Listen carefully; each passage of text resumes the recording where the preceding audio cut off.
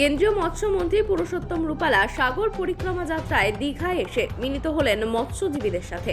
সারা ভারতবর্ষ জুড়ে বিভিন্ন রাজ্যের মৎস্যজীবীদের সাথে কথা বলে তাদের বিভিন্ন সমস্যার কথা জানছেন তিনি। দীর্ঘ কয়েক মাস ধরে এই যাত্রায় উড়িষ্যা রাজ্যের পর পশ্চিমবঙ্গের দীঘা দিয়েই এই যাত্রা শুরু হয়। দীঘা মোহনায় Digha fisherman and fish traders অ্যাসোসিয়েশনের উদ্যোগে অনুষ্ঠানে উপস্থিত হন মৎস্যমন্ত্রী পুরুষোত্তম রূপালা। सागर परिक्रमा के 12वें चरण में और अंतिम चरण में मेरा सौभाग्य रहा है कि मैं उड़ीसा से यात्रा को आगे लेते हुए वेस्ट बंगाल की पावन धरती पर पहुंच चुका हूं। आज मेरा ये मछुआरे समाज से बंगाल की धरती पर पहला इंटरेक्शन का कार्यक्रम हुआ।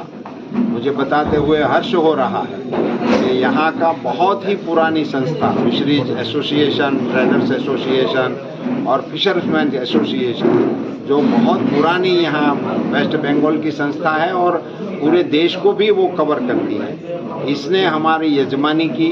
उनके तत्वावधान में यहाँ सभी लोगों को मिलना हुआ। उन लोगों ने अपने बारे में, फिशरमैनों के बारे में बिंदु हमारे सामने रखे हैं। हमने इनके साथ इंटरेक्शन किया, उनको सुना और उसको हमारी ओर से भारत सरकार की योजनाओं के बारे में जानकारी दी। राज्य सरकार के साथ मिलकर फिशरमैनों के जो गैप्स हैं उसको पूरा करने का हम प्रयास करेंगे और आज से शुरू करके कल तक हम वेस्ट बंगाल में ही हैं और भी कई स्थानों पे हम जा रहे हैं। गंगा सागर के दर्शन करने का भी इस बीच में हम मौका लेने वाले हैं और इस कार्यक्रम को अंतिम स्वरूप देते हुए सागर परिक्रमा को हम समापन भी करेंगे। मत्स्य में जो फिशरमैन है वो बताए क्या जो फैसिलिटी नहीं मिल रहा है? अभी मुझे यहाँ हमारे यहाँ एसोसिएशन के एक पदाधिकारी ने ये इशू हमारे सामने रखा है कि लीन पीरियड में यहाँ के मछुआरों को उनके जो मिलना चाहिए सब्सिडी सहायता वो नहीं मिल रही है। लीन पीरियड के लिए भारत सरकार की योजना है और वो पूरे देश में लागू है और उसमें हमारा ये जो उसकी क्या है प्रोसीजर है वो सारे देश में लागू है। यहाँ लागू है या नहीं है वो भी मैं जानकारी स्टेट के साथ लूँगा और आगे इसको लागू कराने का हम प्रयास करेंगे। और एक क्वेश्चन है जो भाना में जो बोट आती है वो ड्रेजिंग नहीं होना के लिए 5 महीना में वो याद में वो ट्रोलर में निकल लेते हैं, टूटता है, इसके लिए ड्रेजिंग करने पड़ेगा। ड्रेजिंग कब शुरू हुआ?